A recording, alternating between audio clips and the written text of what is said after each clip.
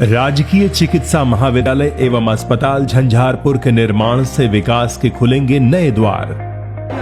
और मैं नीतीश मिश्रा जी को धन्यवाद दूंगा कि झंझारपुर में इन्होंने मेडिकल कॉलेज खुलवाने का काम किया। आम जन को बेहतर स्वास्थ्य सुविधा का मिल सकेगा लाभ। 100 मेडिकल विद्यार्थियों के नामांकन की सुविधा, 500 बेड का अस्पताल, 100 बेड का रैन बसेरा, छात्रावास, ओपीडी, अत्याधुनिक emergency, ICU, labour room, modular operation theatre, blood bank, radiology, pathology जांच जैसी विभिन्न सुविधाओं से सुसज्जित इस मेडिकल कॉलेज से बदलेगी झंझारपुर की तस्वीर। केंद्र एवं राज्य सरकार के सम्मिलित प्रयास से बन रहे इस मेडिकल कॉलेज एवं अस्पताल का निर्माण कार्य 3 वर्ष में होगा पूरा।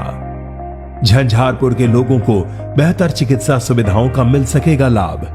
विभिन्न क्षेत्रों में रोजगार व स्वरोजगार के नए अवसर भी होंगे उपलब्ध। 515 करोड़ रुपए लागत से बनने वाले इस मेडिकल कॉलेज एवं अस्पताल से झंझारपुर में होगा विकास के एक नए युग का उदय।